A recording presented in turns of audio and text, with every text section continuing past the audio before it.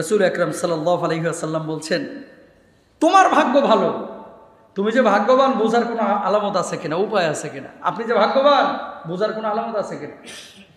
আল্লাহর হাবিব সাল্লাল্লাহু আলাইহি ওয়াসাল্লাম দেখেন মুসনাদ আহমদের 1445 নম্বর হাদিসে উল্লেখ করেছেন। কি বলছেন? 1 নম্বর, আল মারআতুস সালিহা, আপনি ভাগ্যবান কিনা বোঝার উপায় হচ্ছে যে আপনার ভালো একজন স্ত্রী আছে কিনা। 2 নম্বর আল্লাহ রাসূল বলছেন ওয়াল মাসকানুস সালিহ, ভালো একটা বাসস্থান আছে কিনা। 3 নম্বর আল্লাহ রাসূল বলছেন ওয়াল মারকাবুস সালিহ, ভালো একটা বাহন আছে কিনা। মানে ভালো স্ত্রী, ভালো বাসস্থান, ভালো একটা বাহন। BMW গাড়ি হতে হবে জরুরি না, সাইকেলটা ভালো কিনা বা হুন্ডাটা ভালো কিনা, এরকম ভালো একটা বাহনে আপনি যাতায়াত করতে পারছেন কিনা। যদি এগুলো আপনার ভিতরে থাকে জেনে নিতে হবে আল্লাহ তাআলা আপনাকে পৃথিবীতে ভালো রেখেছেন। সুবহানাল্লাহ বলেন না? যদি এগুলো না থাকে, ধরেন ভালো বাসস্থান নাই, ভালো বাহন নাই, ভালো একটা বউ নাই, জানতে হবে যে আপনি পৃথিবীতে ভালো নেই। এগুলো ভালোর জন্য চেষ্টা করতে হবে। ভালোর সংজ্ঞা কিন্তু কোটি টাকা দিয়ে না। আত্মিক তৃপ্তি, নিট অ্যান্ড ক্লিন, পরিচ্ছন্নতা, পবিত্রতা আপনি অর্জন করতে পেরেছেন কিনা। পৃথিবীর বুকে ভালো থাকার জন্য আমরা সবাই চেষ্টা করি, কিন্তু ভালোর সংজ্ঞা কি, কোথায় গেলে ভালো থাকতে পারবো, এই জায়গাগুলো আমরা ক্লিক করি না।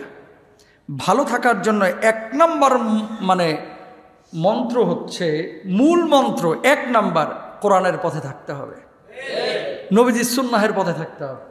যদি সুন্নাহের পথে আর কোরআনের পথে থাকে তাহলে আমরা ভালো থাকতে পারবো। কিন্তু এর বাইরে যদি আপনি ভালো চিন্তা করতে পারেন, আল্লাহ রাসূল সাল্লাল্লাহু আলাইহি ওয়াসাল্লামকে জিজ্ঞেস করা হয়েছিল, ইয়া রাসূলুল্লাহ, পৃথিবীতে বেঁচে থাকতে তো টাকা পয়সার প্রয়োজন, কি পরিমাণ টাকা পয়সা আল্লাহর কাছে চাইবো, কামনা করব? নবীজি জবাব দিয়েছিলেন যে মা কাল্লা কাফা খায়রুম মিম্মা কাসুরা ওয়া মা, যেটা অল্প অথচ আপনার জন্য প্রয়োজনে যথেষ্ট, এটার উপরে ক্ষান্ত থাকেন, সন্তুষ্ট থাকেন, তাহলে পৃথিবীতে আপনি সুখী থাকবেন ইনশাআল্লাহ। বলেন না?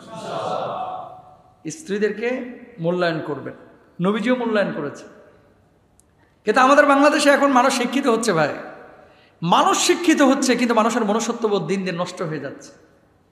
সত্য কথা হচ্ছে কি জানেন, অনেক স্বামীরা বিয়ে করেছে কিন্তু স্ত্রীর সাথে বন্ডিংটা ওইভাবে তৈরি করতে পারে নাই। এটা স্ত্রীরও ত্রুটি থাকে, স্বামীরও ত্রুটি থাকে।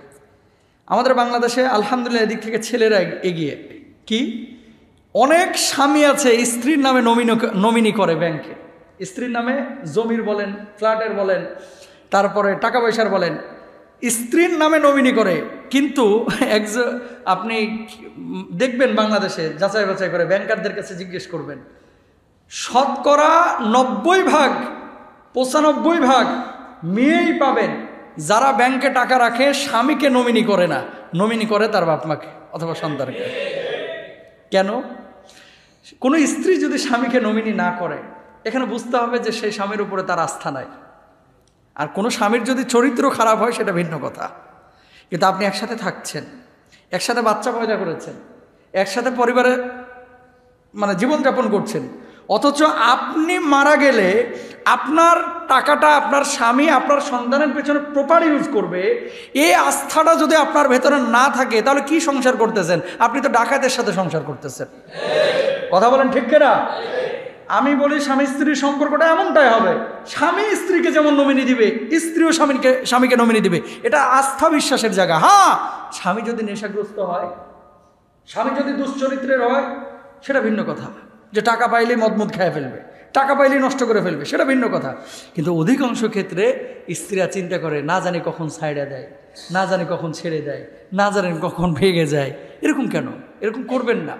স্বামী স্ত্রীর সম্পর্ক, ভালোবাসা, মহাব্বত। দেখেন নবীজি হাদিসে কি বলতেছে, আল মারআতুস সালিহা, কোনো স্ত্রী যদি স্বামী যদি কোনো সৎ স্ত্রী পায়, সে মানুষটা সৌভাগ্যবান।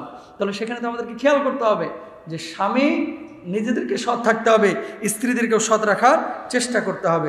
সবাই বলেন ইনশাআল্লাহ। প্রিয় ভাইরা আমার, বিয়ের উদ্দেশ্য শুধুমাত্র বাচ্চা পয়দা করা না, বিয়ের উদ্দেশ্য শুধুমাত্র শারীরিক সুখ না। বিয়ের উদ্দেশ্য যতগুলো আছে এর মধ্যে গুরুত্বপূর্ণ উদ্দেশ্য হচ্ছে নিজের ইজ্জত আবরু হেফাজত করা, চরিত্রটাকে সুন্দর করা। জোরে সোরে বলেন সুবহানাল্লাহ।